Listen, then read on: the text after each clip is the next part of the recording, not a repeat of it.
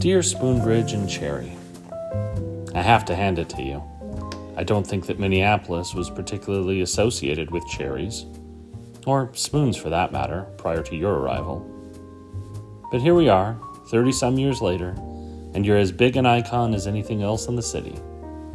Well, possibly next to Prince. Well done. Admirably yours.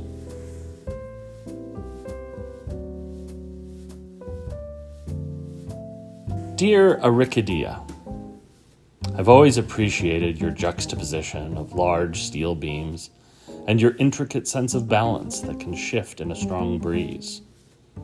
And when my kids were younger, I really appreciated that you also include a swing. The kids are older now, and while they still like to get on the swing, it's no longer as necessary for them to maintain their good humor.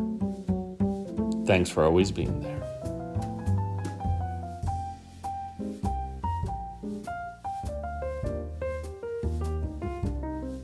Dear Selections from the Living series, October 17th, 2011 is when we first met. Don't feel bad if you forgot, I had to look it up myself.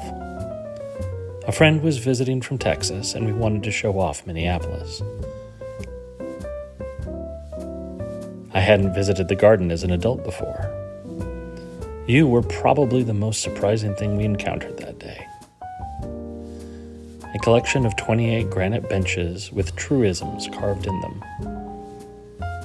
We managed to put into words things my friend and I had believed, but hadn't put into words for ourselves.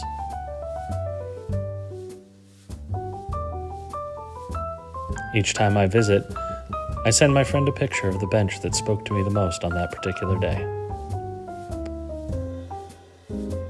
All art is a conversation between the artist and audience, and you always seem to have something interesting to say. Let's talk again soon.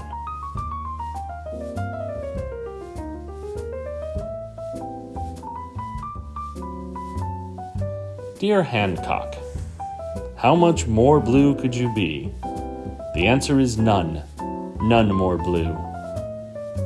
It's tricky to say much more about you without inadvertently succumbing to double entendres, but I get the sense that isn't entirely an accident, and I do appreciate the sense of humor there.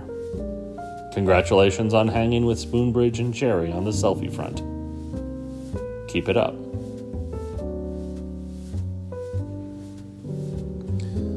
Dear Rock the Garden, maybe a sculpture garden doesn't make the most intuitive backdrop for an indie rock festival, but you made it work.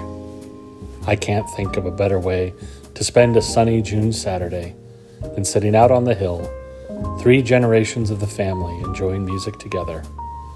When it was rainy, you moved the dance party into the garage, and when it was too hot, dipping our Planned Parenthood bandanas in water helped keep us cool. We were all sad to hear that last year was the end. You'll be missed. Now pick the bad time to listen to me. You pick the bad time.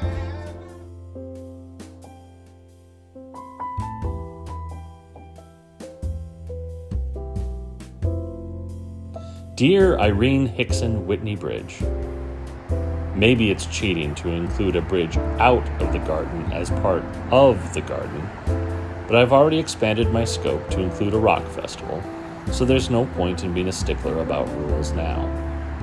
Plus, besides being a perfectly functional and aesthetically pleasing pedestrian bridge, you also feature a poem. And extending 375 feet across 16 lanes of traffic, some have joked that it's the longest poem in the world.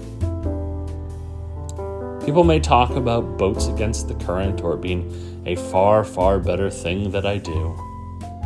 But is there any ending line as great as, and then it got very cool?